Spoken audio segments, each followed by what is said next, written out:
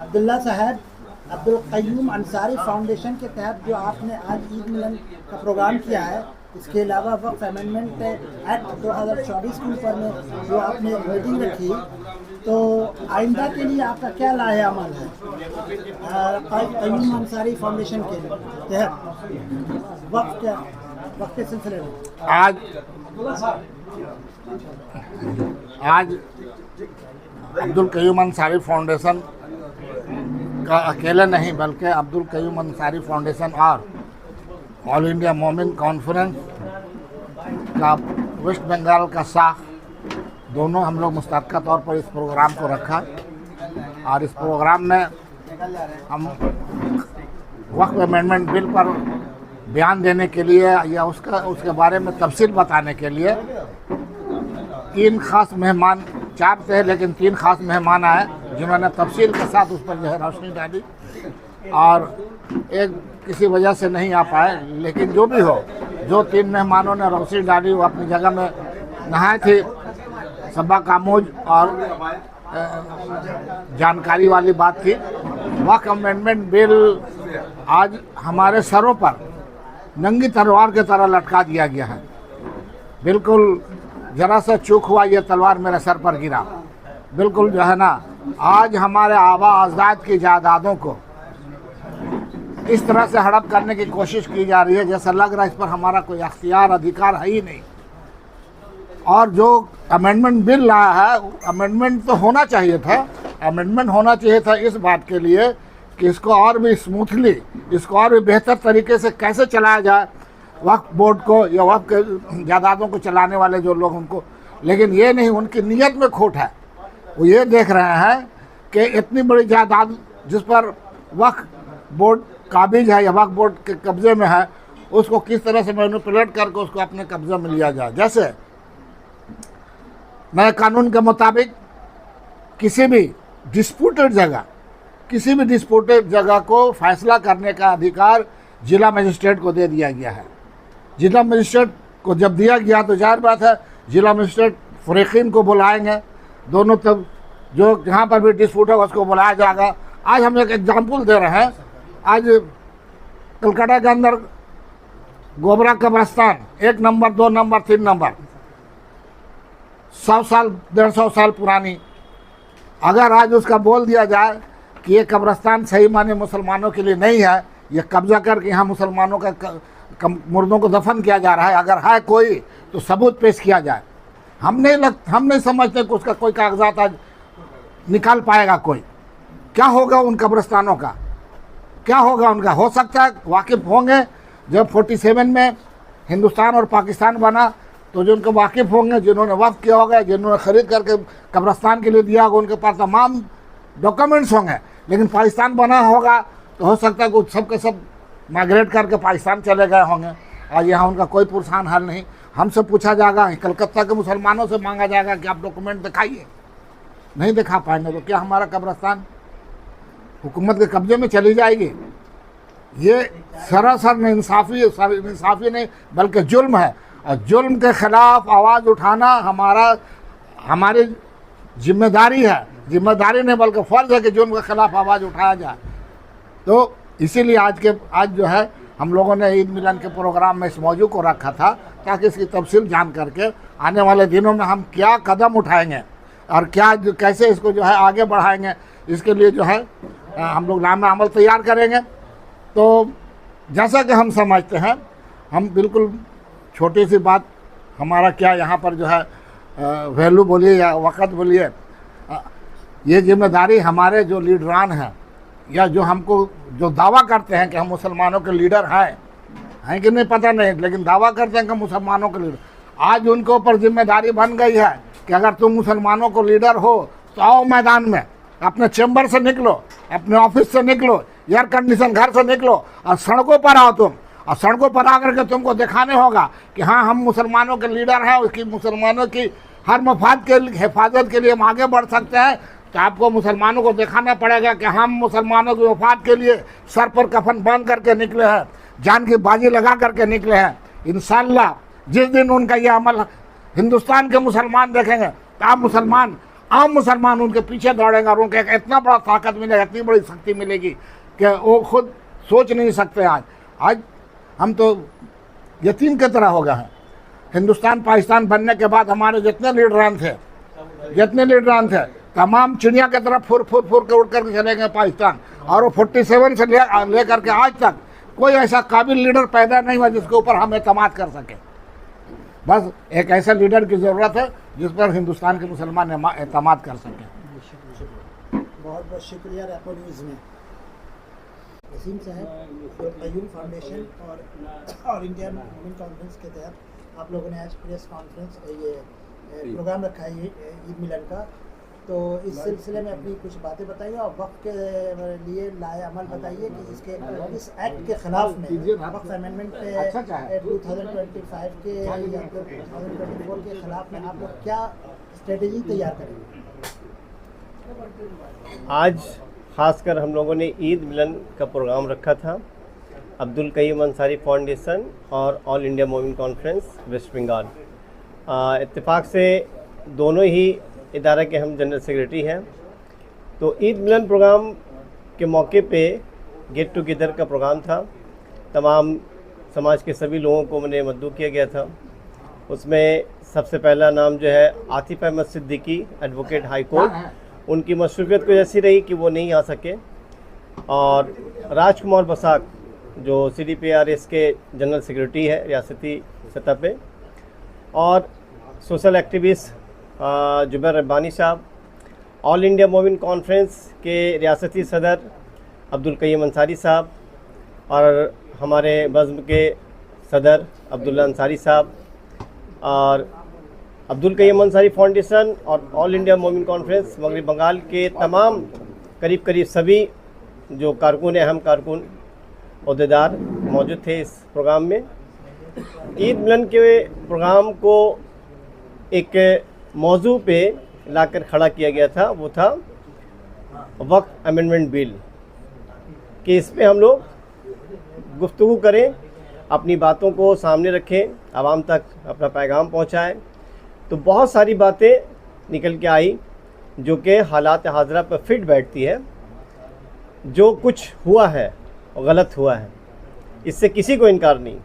आगे भी जो कुछ होगा वो भी गलत होगा, इससे भी किसी को शक व शुबा नहीं है, क्योंकि इनकी मनसा जो है जग जाहिर है कि अब तक जो कुछ भी किए नीयत में खोट है। इससे साफ जाहिर हो चुका है कि मुसलमानों के तई इन लोग बहुत ज़्यादा नफ़रत रखते हैं, और नफ़रत का जहर ऐसा घोला गया है अवामुन्नास के अंदर, ख़ासकर एक ख़ास कम्युनिटी के अंदर, कि वो मुसलमानों को एक आँख से देखने के तैयार नहीं है। अब जैसे जैसे बातें हो रही है तो समझिए कि ज़मीन जो है तंग किया जा रहा है मुसलमानों के लिए। अब जैसा कि अमेंडमेंट बिल पास हो गया, अब मान लीजिए कि मगरब बंगाल में ही बहुत सारे ऐसे जायदाद है जो किसी का वक्फ किया हुआ है, अल्लाह के राह में दे चुके हैं उन लोग, लेकिन अब इन लोग बोले कि नहीं, अभी अल्लाह का नहीं है बल्कि मेरा अपना होगा, मैंने हुकूमत का होगा। तो ये इससे साफ जाहिर हो रहा है कि जिस राह पे चल रहे हैं आने वाले वक्त में ये बहुत ही गलत मैसेज जो है, पैगाम जा चुका है, और इससे नबर्द आज़मा होने की ज़रूरत है। उसके लिए ज़रूरत है कि हम मुसलमानों के अंदर तमाम जो फ़िरका में बटे हुए हम लोग हैं, उन लोग को एक साथ एक प्लेटफॉर्म में आकर के इसके ख़िलाफ़ लड़ना होगा। और अभी जैसे कि इस तमाम लोगों ने एक ही बात सामने आई है कि ज़मीनी हकीकत को तलाश करना होगा, ज़मीन पे उतर करके इसके ख़िलाफ़ एहतजाज करना होगा। रूम में बैठ करके या घर पे बैठ के या ऑफिस में बैठ के दफ्तर में बैठ करके इसके लिए कोई लाएमल तैयार करके ज़मीन में या रास्ते पर उतरना होगा। जैसा कि हम लोग देखते हैं किसान आंदोलन पूरे हिंदुस्तान में, उसका नतीजा कितना अच्छा रहा, मुस्बत नतीजे सामने आए। तो वैसा अगर हम लोग करने की कोशिश करें, इससे हम लोग के साथ मिल रहा है, ऐसा बात नहीं है। पंजाबी बिरादरी हम लोग के साथ है, दो टोक उन लोग मैंने ऐलान कर चुके हैं कि हम लोग साथ हैं, आप लोग आगे बढ़िए। तो इस तरह से अगर हम लोग इसके लिए एहतजाज उतरेंगे, एहतजाज करेंगे, तो कुछ मामला सामने आ सकता है। और कोर्ट कचहरी या मामला, अभी जैसा कि कई एक सियासी पार्टियों ने सुप्रीम कोर्ट का दरवाज़ा खटखटाया, फाइल पिटीशन दाखिल किया, उससे क्या नतीजा आएगा, उसका क्या माने कामयाबी मिलेगी कितनी, ये बहुत दूर की बात है। जो वक्त हालात हम लोगों के सामने हैं उससे लड़ना बहुत ज़रूरी। और एक साथ साथ आखिरी पैगाम कि ये तमाम चीज़ें जो हो रही है हम लोगों को भटकाने के लिए हो रही, ख़ासकर हमारे कौम के मिल्लत के बच्चों को तालीम से दूर रखने के लिए सब कुछ किया जा रहा है। कि 75 सालों में इन लोगों ने बहुत कुछ किया, लेकिन देखा कि मुसलमानों को तालीम से हम लोग दूर नहीं कर सके। अल्हम्दुलिल्लाह आज भी पूरे हिंदुस्तान में हमारे कौम के बच्चे जो है अच्छे ओहदे पे आ रहे हैं, कंपटीशन पास कर रहे हैं, और तालीम की तरफ लड़कों से ज़्यादा लड़कियों का भी रुझान देखा जा रहा है। तो ये तालीम से रोकने के लिए सब कुछ भटकाने वाला काम है। हम लोगों को चाहिए कि जो भी जिस तरह से भी हालात पैदा किया जा रहा है वो अपनी जगह पे उससे लड़ना है, भिड़ना है, उसके एहतजाज में जाना है, लेकिन तालीम से दूर नहीं रहना। तालीम अपने बच्चों को बेहतर तरीके से दिलाना है। तालीम से ही अगर कलम की मजबूती हम दे पाएँ अपने बच्चों को, तो आने वाले वक्त में उनका तलवार ठंडा पड़ जाएगा या उनका तलवार जो है कमज़ोर पड़ जाएगा हमारे कलम के आगे। तो हम अपने बच्चों को कलम की मजबूती दें, और कलम की ताकत जिस दिन मिल गई जिस बच्चे के अंदर, तो देखिए 2% ब्राह्मीण है, 2% भी कम, लेकिन पूरे सिस्टम में कब्जा जो है उन लोगों का है। और हम लोग कितने परसेंट हैं, हम लोग उससे दूर है। लेकिन अल्लाह की ज़ात से उम्मीद है कि हम लोग अपने काम को बहुत अच्छी तरीके से, मुनज़्ज़म तरीके से, बिना किसी फ़िक्र में बढ़ करके तालीमी मैदान में हम लोग अपने बच्चों को आगे लाएं।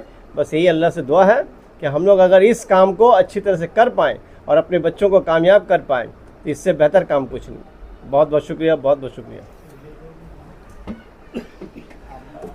देखिए, आज ये प्रोग्राम जो था ये एक ईद मिलन था। अब्दुल क़य्यूम अंसारी फाउंडेशन और ऑल इंडिया मोमिन कॉन्फ्रेंस की जानिब से ये एक ईद मिलन प्रोग्राम था।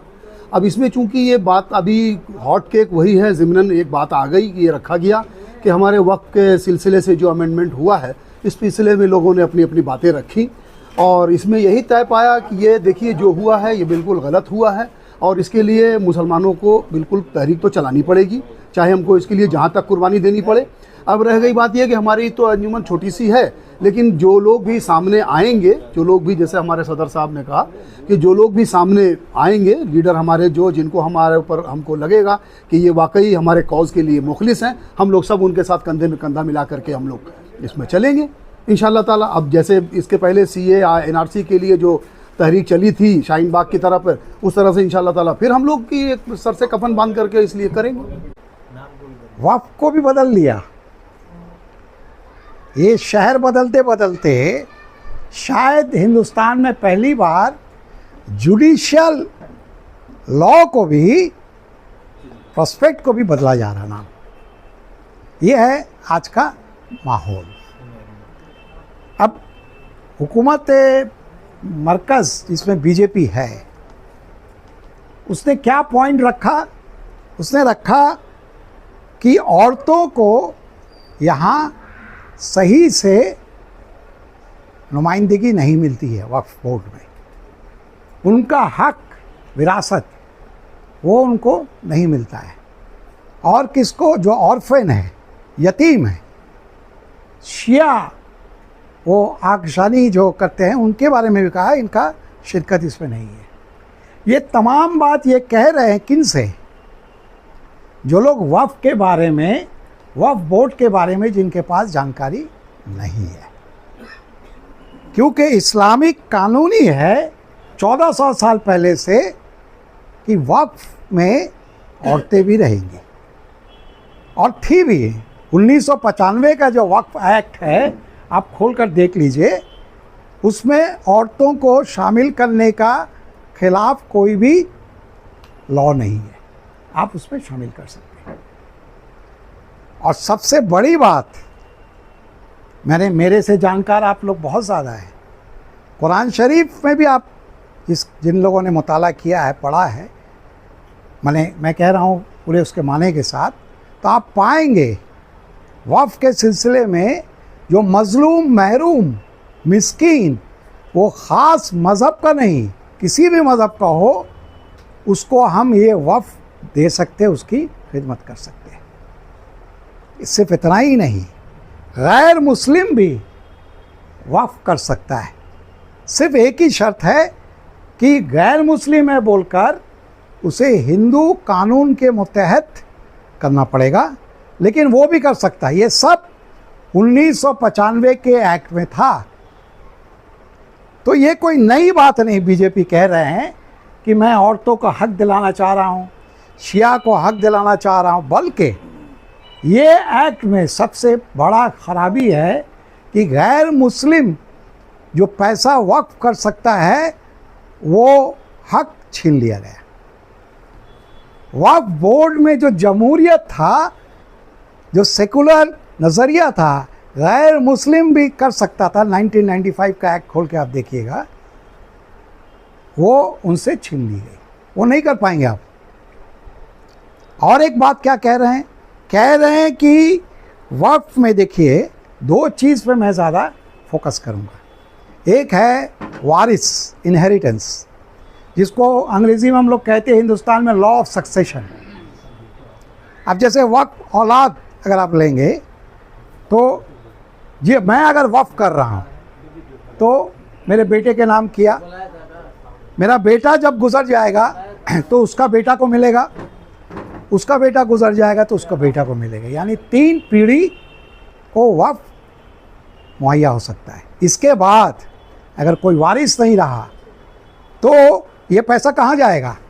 ये पैसा जाएगा अस्पताल में, क्या बोलते हैं, सराया खाना में, यतीम खाना में, माने लोगों के खिदमत के लिए जाएगा। ये इतना सारा चीज़ इसमें था। लेकिन इन लोगों ने क्या कहा? इन लोगों ने कहा कि ये जो विरासत का कानून है ना, सक्सेशन का जो कानून है, इनहेरिटेंस का, इसमें बदलाव लाना पड़ेगा। क्या बदलाव लाया इन लोगों ने? इन लोगों ने कहा कि इसमें बदलाव के लिए आपको माने औरतों को भी शामिल करना होगा। यानी मैं बता रहा हूँ, बीजेपी एक चीज़ जाहिर सी बात है, शैतान अगर अल्लाह का नाम लेगा तो हमको तो शक होगा कि शैतान के मुंह से कलमा कैसे निकल रहा है। या तो वो दबाव में कर रहा है, या तो उसके पीछे कोई मंशा है, कोई साजिश। तो बीजेपी हुकूमत मरकजियत में अक्सरियत में, उसका कोई दबाव नहीं है, उसके पीछे मंशा है। जब वो औरतों की बात कर रहा है, मुस्लिम औरतों की बात कर रहा है, जो खुद उसको मालूम नहीं है कि क्या हक है यहाँ, वो इसमें शामिल करने की बात कर रहा है। वो बच्चों को, यतीमों को शामिल करने की बात कर रहा है। लेकिन हिंदुस्तान में खुद जो मठ है, मंदिर का जो बोर्ड है, 4 बड़ा मठ है पूरे हिंदुस्तान में, जिसको पूरे हिंदू मज़हब से कंट्रोल किया जाता है। 4 बड़ा मठ, उसका जो बोर्ड है उसमें हिंदू नहीं है। माने हिंदू है, गैर हिंदू नहीं है, औरतें भी नहीं है। तो फिर आप अगला के बारे में कह रहे हैं, बहुत अच्छी बात है, हम लोग इसको गलत नहीं कहेंगे, है आप इसको और अच्छा मजबूत बनाना चाह रहे हैं, लेकिन आप तो पूरे हिंदुस्तान में कीजिए ना, और सब मज़हब में भी कीजिए ना। यहाँ क्यों नहीं कर रहे? यहाँ क्यों आप रख दिए कि सिर्फ हिंदू ही बनेगा इसका मेंबर? और वो हिंदू कौन? मैं थोड़ा सा गया तफसील इसलिए, कॉन्स्टिट्यूशन का 25 नंबर आर्टिकल खोल के देखिएगा, वो हिंदू का माने क्या है। उस हिंदू में आएगा बुद्धिस्ट मज़हब का मानने वाला, जैन मज़हब का मानने वाला, सिख मज़हब का मानने वाला, ये लोग भी हिंदू में आता है शामिल, आर्टिकल 25 ऑफ द कॉन्स्टिट्यूशन। लेकिन ये हिंदू जो बीजेपी बोल रहा है कि बोर्ड जो टेम्पल का, मंदिर का जो बोर्ड होगा, उसमें जो हिंदू होगा उसमें सिख नहीं होगा, उसमें जैन नहीं होगा, उसमें बुद्धिस्ट नहीं होगा, सिर्फ हिंदू रहेगा। तो और वो भी हम लोग सवाल कर सकते, कौन हिंदू? जहाँ आप जात पात की राजनीति करते हैं, ऊंचा जात नीचा जात, तो कौन सा हिंदू? दलित को जगह मिलेगा, मजलूम को, महरूम को मिलेगा? कोई गारंटी नहीं है। तो ये एक कानून एक देश की बात कर रहा है, कर रहा है ना मोदी। यहाँ एक कानून रहा और एक जगह नहीं रहा। मैं इसलिए कह रहा हूँ कि पहले मजहबी एंगल को मैं दरकिनार रख के ही कर रहा हूँ, कि ये जो कानून ला रहा है वो अपना पॉलिसी से भी भटक रहा है BJP. One nation one law बोल रहा है। उत्तराखंड में यूनिफॉर्म सिविल कोड लागू किया है, उसमें क्या कानून है? इनहेरिटेंस, इसका इनहेरिटेंस का, और ये जो वक्फ बोर्ड में इनहेरिटेंस का कानून ला रहा है अलग है। पूरे हिंदुस्तान में वक्फ को छोड़कर बाकी सब जगह विरासत का कानून एक जैसा है, वक्फ में बदल दे रहा है। दूसरा जो सबसे अहम बदलाव ला रहा है वो है ट्राइब्यूनल में।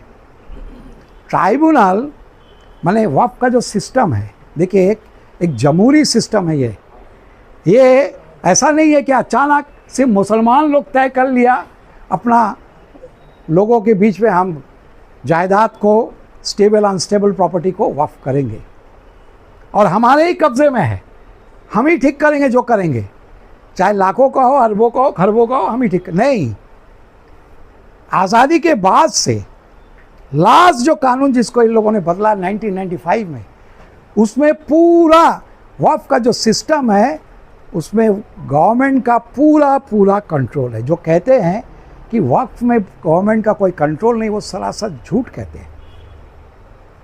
ये जो वक्फ बोर्ड बनता है उसको कौन चुनता है? उसको स्टेट गवर्नमेंट चुनता है, कोई मुस्लिम तबका, मुस्लिम इदारा नहीं चुनता है। वक्फ बोर्ड से पास आएगा तमाम प्रॉपर्टी जो है, लाखों लाख प्रॉपर्टी है वक्फ का। पूरे मुल्क में 32 बोर्ड है वक्फ का, उसके अंडर में लाखों, सबसे ज़्यादा यूपी में है, इसीलिए हमला भी यूपी में हो रहा है। आप देखेंगे जैसे कानून पास हुआ अगला दिन 1,27,000 सुन्नी का प्रॉपर्टी योगी अपने निशाने में ले लिया, सवालिया निशान खड़ दिया। शिया का 7,000 प्रॉपर्टी जब्त कर लिया। असल क्या है? ज़मीन को पकड़ना है इनको। तो ये जो कानून था वक्फ बोर्ड, सरकार तय कर रहा है। वक्फ बोर्ड के पास तमाम जो विवादित है, डिस्प्यूट है, एक बोल रहा है भाई मेरा ये ज़मीन या मेरा ये प्रॉपर्टी वक्फ का, एक बोला नहीं है। ये गवर्नमेंट बोला मेरा ज़मीन है, बहुत सारा गवर्नमेंट वक्फ का प्रॉपर्टी जब्त कर लिया है, जिसका कोई पेपर आपको कहाँ से मिलेगा? पेपर आप थोड़ी रखेंगे, पेपर तो सरकार रखेगा, पूरा मैनेजमेंट तो सरकार के हाथ में, पेपर नहीं है, तो आप कैसे साबित कीजिएगा कि मेरा है प्रॉपर्टी, वक्फ का प्रॉपर्टी है? तो बोर्ड के पास ये जाएगा लिस्ट कि वक्फ, जिसको हम बोलते हैं औकाफ, औकाफ का नेचर क्या है? ज़मीन है, स्कूल है, मदरसा है, सराय खाना है, कब्रिस्तान है, ज़ाती जायदाद है, ये टोटल पहले लिखेगा, किसके हाथ में है, कौन मुतवल्ली है और कहाँ है ये, इसका जोग्राफिया पूरा वक्फ बोर्ड में शामिल होगा। वक्फ बोर्ड उसको फाइनल करेगा बैठकर, फाइनल करके वो लिस्ट, फहरिस्त स्टेट गवर्नमेंट को देगा। स्टेट गवर्नमेंट फाइनली उसको देखेगा, जांचेगा, पड़तालेगा। जब देखेगा कि उसमें, क्योंकि उस समय 1995 में कमिश्नर हुआ करते थे, आज कमिश्नर को हटा दिया, वक्फ कमिश्नर, वो कमिश्नर का रिपोर्ट स्टेट गवर्नमेंट के पास आया, स्टेट गवर्नमेंट जांचा, पड़ताल किया, कोई डिस्प्यूट नहीं है, वो स्टेट गैजेट में शाया कर दिया। तो ये तो मुल्क का कानून है।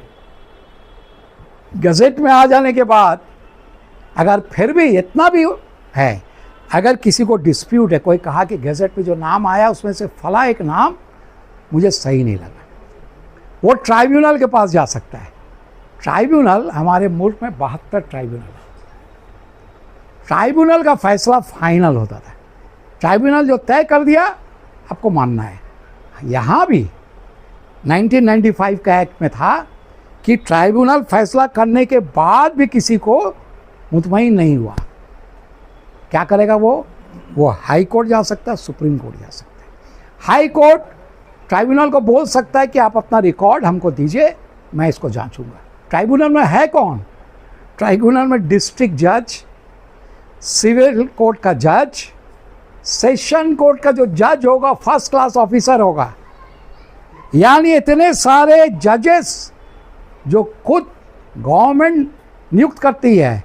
और ये ट्राइब्यूनल कोई मुस्लिम से बनना रहेगा ज़रूरी नहीं है। आपको मालूम है इस्लामिक लॉ सबसे अच्छा जानते थे, उनका नाम मैं भूल गया, वो नॉन मुस्लिम है, वो गुजर गया, उनको अभी रेफ़र किया जाता कोर्ट में, उनका नाम रेफ़र किया था इस्लामिक लॉ के बारे में, तो उनका ये पकड़ इतना अच्छा था। बोलते थे कि सो के अगर उनको कोई उठा देगा, पूछेगा कि फला कानून क्या है, वो नींद से उठकर भी बता दे सकते थे, इतना उनका काबिलियत था। तो ये जो बोर्ड का तरीका था वफ़ का 1995, तो पूरा जमहूरी था।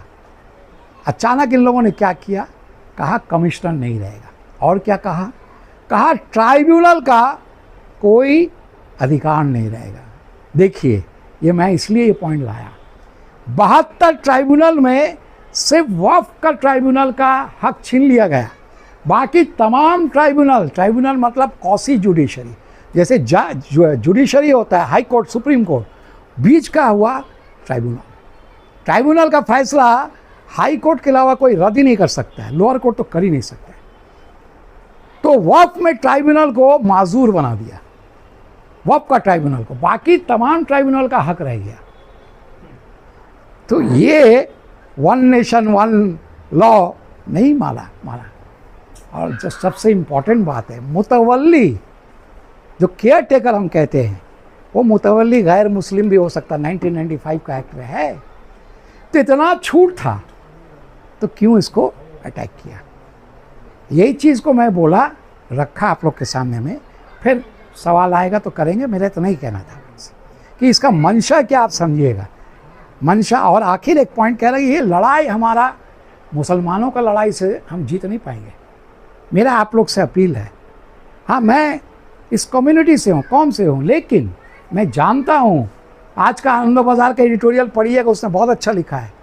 उसने लिखा कि मुसलमानों को जैसे एनआरसी में लड़ा था, सिर्फ मुस्लिम को इकट्ठा करके लड़ना नहीं है, गैर मुस्लिम को जोड़ना है। जमहूरी सेकुलर माइंड ऑफ मुस्लिम, गैर मुस्लिमों को जोड़कर ये लड़ाई लड़ना है। ये हक का लड़ाई है, ये अधिकार का लड़ाई है। आज मुस्लिम पर अटैक आया, ऑलरेडी जोगी क्रिश्चियन के ज़मीन पर लिस्ट बनाना शुरू कर दिया है। यही कहकर मैं अपनी बातें ख़त्म करता हूँ। शुक्रिया। आज के ঈদ মিলনের সাথে যে ওয়াকাফ বিলের যে আপনার প্রতিবাদের যে একটা আলোচনা সভা রেখেছেন, এই সভাকে আমরা সমর্থন করছি। প্রথমত হচ্ছে যে আজকে এই পরিস্থিতির মধ্যে এবং যেভাবে একটা অশান্তি এবং হচ্ছে যে হিংসার একটা রাজনীতি চলছে, একটা মানে ধর্মকে সামনে রেখে সমস্ত আপনার হচ্ছে যে রায় বা সমস্ত আপনার হচ্ছে প্রতিবাদ যে কোনো ওই একটা হচ্ছে যে সম্প্রদায়কে আপনার হচ্ছে যে আকর্ষণ করেই হচ্ছে বলা হচ্ছে।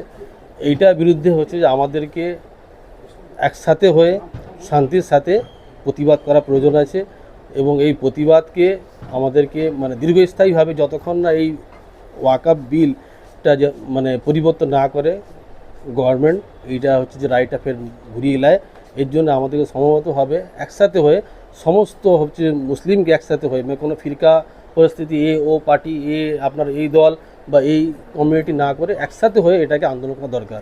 এটাকে যদি আমরা প্রোটেস্ট না করি, আগামী দিনে আরও হচ্ছে যে নতুন নতুন সমস্যা আমাদেরকে হচ্ছে ফিল করতে হবে। তো এই জন্য আমি বলবো যে এটাকে আমাদেরকে দলবদ্ধভাবে শান্তির সাথে প্রতিবাদ করা প্রয়োজন আছে। ধন্যবাদ, এই বলে আমি রাখছি। জি হাম হ্যাঁ আপকা, আমি হচ্ছে যে একটা পত্রিকার সম্পাদক, আমি একটা পত্রিকা চালাই কাদির টাইমস, এবং হচ্ছে আমরা একটা সোশ্যাল অর্গানাইজেশন আছে আলো দিশা সোশ্যাল ওয়েলফেয়ার फाउंडेशन। बहुत बहुत शुक्रिया। नसीम भाई ने शुरू में कहा कि घर को आग लगी घर के चिराग से, इसके ज़िम्मेदार हम लोग खुद हैं। इसको कबूल करना होगा। आज जो वक़फ़ का जो हाल है उसके ज़िम्मेदार हम लोग खुद हैं। पहले इस बात को कबूल कीजिए। वक़फ़ के मामले में एक शख्स जो है वो एक्सपर्ट है, जिसको हम लोग एक्चुअली हमारे हम तो 47 में थे नहीं, 47 में क्या हुआ नहीं जानते, लेकिन हमको लगता है कि 47 वाले हालात आज हैं, ऐसा महसूस। सब गलत लोगों के पीछे दौड़ते हैं। कायद को अब सही, कायद कुछ भी है।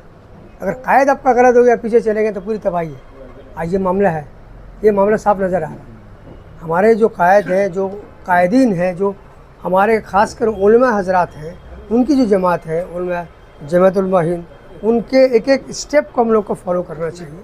और वो बहुत सेक्युलर जमात है, ऐसी नहीं है कि वो दूसरे से बात नहीं करती है, बल्कि अपोजिट साइड से ही बात करती है, जिसके लिए बहुत सारा बदनाम किया जाता है उनको। आरएसएस वालों से भी मिलते हैं, बात करते हैं। जब तक आप उनसे नहीं मिलिएगा तो आपकी तरक्की नहीं है। उसको काटने के लिए तो उनसे मिलना पड़ेगा, उनके तो आपको लेना पड़ेगा उनके दिमाग में क्या चल रहा है। वक़फ़ के ताल्लुक़ से 1995 के बाद ज़ुबैर रब्बानी साहब ने की है, जो एक्ट लास्ट में जो अमेंडमेंट हुआ था, उसके तहत एक प्रोजेक्ट आया था, वामसी प्रोजेक्ट, वक्त एसेट मैनेजमेंट एंड सिस्टम का नाम से एक प्रोजेक्ट आया था, मतलब कंप्यूटराइजेशन करने का मामला। आपको बताते हैं कि टोटल अफजाल अमानुल्लाह साहब जो होम सेक्रेटरी जिनको बनाया था नीतीश कुमार ने पास, अफजाल अमानुल्लाह साहब को, और चीफ सेक्रेटरी बनाया था अमित सुबहानी को। आज बिहार की तरक्की दो शख्स से, नीतीश का बहुत बड़ा रोल है इसमें, उसके कारकर्दगी को हम लोग भुला नहीं सकते। आज जो भी फैसला उसका है गलत है सही, लेकिन ये दो शख्स का रोल बहुत अहम है। अफजाल अमानुल्लाह साहब के 7 मिनट का एक वीडियो है वक़्फ़ के ताल्लुक से, आज से तकरीबन 8 महीने पहले 9 महीने पहले हमने सुना है, उनको सुनने की ज़रूरत है। 10% भी आपका रजिस्ट्रेशन नहीं है, आपके जो अमलाक है उसका 10% भी आपके वक़्फ़ में बोर्ड में रजिस्ट्रेशन नहीं है। आप पहले यहाँ चेक कीजिए, बेस को ठीक कीजिए, तब लड़िएगा। आप पहले रजिस्ट्रेशन करवाइए, उसमें जो हडल से उसको दूर कीजिए, उसके बाद जाकर लड़ना तो है। एक्ट को इतना आसानी से वापस नहीं लिया जा सकता, ख़ास कर ये एक्ट को, हमारे खिलाफ जो एक्ट बनेगा उसको वापस लेने में बहुत तकलीफ़ की बात है। अब उसको एक चीज़ आशा वो है कि कानून लाया है बीजेपी ने, उसका शुक्र है, लीगलाइज़ किया इसको, लूट को लीगलाइज़ किया। लीगलाइज जब किया तो उसको लीगल चैलेंज भी हम लोग कर सकते हैं। कल तक बगैर इनलीगल वे में लूट हुआ है, हम नाम नहीं लेना चाहते, अब लीगल हुआ। हमारे यहाँ बंगाल में हमने देखा लूट वक़्फ़ का इलीगली हुआ है। लेकिन एक मिसाल, छोटा सी मिसाल देते, तकरीबन आज से 40 साल पहले मेरा जाना हुआ था टॉलीगंज से टीपू सुल्तान मस्जिद में। उस वक्त मस्जिद में ठहरे, मस्जिद को देखा, कब्रिस्तान को देखा, काफ़ी ज़मीनें कब्रिस्तान की। उसके बाद कुछ दिनों के बाद देखा कब्रिस्तान आधा हो गया, एकदम तजुर्बा की बात, आधा हो गया। क्या बना वहाँ? South city mall, south city mall. तो ज़मीन तो वक़्फ़ की थी, दिया कि हुकूमत ने दिया, किसको दिया आप जान रहे। आज वो साउथ सिटी मॉल 3.5 करोड़ में बिक्री हो रहा है, उसकी कीमत लगी है 3.5 करोड़। लेमन ब्रदर्स खरीद रहे, कौन है? यहूदी। आपकी हुकूमत किस तरह से, मैंने आपके ऊपर कैसे वो लोग आगे बैठे, ये समझने की ज़रूरत है। तो पहले तो हमको अपने घर को ठीक करना है, ये आज की सबसे अहम ज़रूरत है। जो अपने मैंने আমার বাড়িকে নিজে ঠিক করতে হবে, আমরা নিজের পায়ে নিজে কুলালি মেরেছি, এটা আমাদেরকে ঠিক না করলে কিন্তু আমরা লড়তে পারবো না। একটা আমি অ্যাক্ট হয়ে গেছে, আমার লড়ার জায়গা আছে, আমি চ্যালেঞ্জ করতে পারবো, যে কোনো ডিসিশনকে আমরা চ্যালেঞ্জ করতে পারবো। ট্রাইব্যুনালকে বাদ দিয়েছে, উপরে যাব, ट्राइब्यूनल के कोनो दिन tribunal act quasi judicial Rabbani साहब ने कहा है, और हम लोग का इसमें क्वासी जुडिशियल रोल हम लोग भी अदा करते हैं। हम लोग जो WBCS हम लोग का बहुत सारा ऐसा फंक्शन है जिसमें क्वासी जुडिशियल काम करना हम लोग करते हैं। तो इसीलिए इसमें एक चीज़ का तो फ़ायदा, मतलब सिल्वर लाइनिंग है कि आप चैलेंज कर सकते, किसी भी कोर्ट में से जाकर चैलेंज कर सकते उसके डिसीजन, किसी भी डिसीजन को। तो इसके लिए आप तैयारी कीजिए, मजबूती से कीजिए, और अपने लोगों को पहचानिए। अपने लोगों को पहचान ज़रूरी है। जो 47 में जो हमको लगता है जो भूल हुआ था वो दोबारा हम लोग भूल ना करें, ऐसे लोगों के पीछे चले जो हमारा सही कायदे। हाँ, साथ तो सबका चाहिए। राजकुमार बसक साहब यहाँ हैं, मौजूद है SCPDR के, उनका भी साथ चाहिए। अब रब्बानी साहब हैं, और भी जितने लोग हैं, आपका मिजाज जिनसे मेंटल मिलेगा। एक वाक़ा सुना था 2017 का, बामसेप, अपनी तो बामसेप का एक ऑर्गेनाइजेशन, बहुत मजबूत ऑर्गेनाइजेशन है, और हमको भी इनवाइट किए थे। हमारे डिपार्टमेंट में जो ऑफिसर है, मेरे जो कलीग्स थे, उन्होंने कहा कि अपना मतलब लोग दौड़ कर आचे, उन्होंने ठीक है भाव 2017 के यूपी के इलेक्शन से पहले बामसेप, और इतना अच्छा हम लोग का वर्क था कि 2017 में योगी का आने का कोई सवाल ही पैदा नहीं होता। लेकिन क्या ड्रामा खेला गया, बाप बेटा बुला के एक ड्रामा प्ले किया गया अखिलेश। आप इसको समझिए, ये ड्रामा को समझना बहुत ज़रूरी है। 2017 में ड्रामा हो गया, पूरा चौपट हो गया। हमने यहाँ, मेरी बेटी की उम्र मिशन पढ़ती है, हम सुबह में अड्डा मारते हैं, जब डिस्कशन हो बोला बाबा और कुछ नहीं होगा। ये ड्रामा कर लिया है, बेटा बोला हम अभिषेक को वोट देंगे, बाप बोला मुलायम को वोट देंगे। यहाँ भी वही होगा, हम अभिषेक को वोट देंगे, बोलेगा जूनियर, मैंने क्या बोलते हैं इसको, कैप्टन को वोट देंगे, बोलेगा नहीं। तो ये इससे होशियार रहने की ज़रूरत है। आपका डिवीज़न ऑफ वोट हो गया, अपने आप ख़त्म हो गया, और यही फार्मूला पूरे इंडिया में चलता है। आपका वोट को डिवाइड किया किसी भी तरीके से, वो आप ख़त्म हो गए। और जहाँ तक वोटर लिस्ट में नाम कटने का मामला है, आज भी आपको बता दें, खड़ा होकर बोले, चूँकि हमारा ताल्लुक 8 सालों से इलेक्शन डिपार्टमेंट से रहा है, और ख़ास के वोटर लिस्ट से रहा है। बेलेघाटा को हम AER हो रहे हैं, अभी बीमारी, कैंसर की बीमारी की वजह से हमको डिस्चार्ज रिलीज़ किया है। तो आज भी ज़ुबैर रब्बानी साहब के लिए खास के डिलीशन का रिक्वेस्ट जो आता है सिर्फ एक पार्टी से आता है, and that is left. 25,000 application दिया उन लोगों ने, और बेलाघाटा में तकरीबन 8,500 एप्लीकेशन लेकर आए और विदाउट सिग्नेचर। हम लोग बोले ये फॉर्म ये तो लेंगे नहीं हम लोग, आप चले गए, वापस किया। वो लोग सी ऑफिस के थ्रू से हम लोग को भेजे, उसमें से 70% को उठा के से फेंक दिया। हम अपनी बात बोले, उठा के से फेंक दिया, फेंक दो उसको। अब बाकी को हियरिंग में बुलाया। तो ये इतना आसान प्रोसेस नहीं है, लेकिन इससे समझने की ज़रूरत है कि देखिए आपका दोस्त कौन है, दुश्मन क्या है। इसलिए कि बाम और ये तो पॉलिटिक्स की बात है, बाम और राम, हम तो ये बात नहीं करेंगे, लेकिन ये है कि उनका मिजाज बहुत मिलता है, बहुत मिलता है। 2016 के इलेक्शन की बता रहे, CPIM अब्दुल रज़ाक मुल्ला के जो मतलब TMC के जो ये थे, उसके खिलाफ जो कैंडिडेट खड़ा होता CPIM का, उसका इलेक्शन एजेंट से डायरेक्ट बात होती है। उसने कहा कि देखिए रज़ाक मुल्ला 22,000 वोट से हारेगा। मतलब आप इतने पहले से ही बात कैसे बोल रहे, 22,000 वोट से हारेगा, तुम कैलकुलेटेड करके। उनका नाम नहीं लेंगे, अभी भी उनसे कॉन्टैक्ट में रहते हैं। तो हम बोले दादा अपना भूल अच्छी, अपना कैलकुलेशन की भूल अच्छी। बोले ना अपने दे मिलिए लेवल क्या बीजेपी कैंडिडेट डिपोजिट मनी हमरा दिए नॉमिनेशन आज हम खड़ा हो गया आपको बोले अपनी क्यों दिलें बोले ये হবে মানে পোলারাইজেশন হবে আমরা বেরিয়ে যাব আমরা আপনি একদিকে পোলারাইজেশন হবে অন্যদিকে পোলারাইজেশন হবে না আপনি তো এত মানে এতদিন থেকে পলিটিক্স করছেন আপনার মাথা ঢুকলো না যে পোলারাইজেশন হলে তো অন্যদিকে তো পোলারাইজেশন হবে उल्टो হবে 22,000 वोट থেকে ये जीत रिजल्ट निकला तो वही जीता। बोले हम लोग तो नौकरी करें, हम लोग तो पॉलिटिक्स की बात नहीं कर सकते, लेकिन आपसे 1 to 1 जब डिस्कशन हुआ तो हम आपको बता दिया। तो इसको समझने की ज़रूरत है और हम लोग अपने घर को ठीक कर फिर एक बार अल्लाह से दुआ मांगे, हम अच्छे लोगों के साथ रहें, उठे बैठे। ये बहुत अच्छी ऑर्गेनाइजेशन है, बामसब भी बहुत अच्छी ऑर्गेनाइजेशन है, वेरी गुड ऑर्गेनाइजेशन। उनको मजबूत करने की ज़रूरत है, बहुत मजबूत करने की ज़रूरत है। बड़े दलितों का, पिछड़ों का वो ऑर्गेनाइजेशन है। 1947 में डरा धमका के अम्बेडकर साहब को इतना डराया धमका के सब मैंने बुद्धिस्ट बन गया, फैक्ट है। तो आज भी वही माहौल है, इस माहौल को समझने की ज़रूरत है, हम लोग के एहतियात से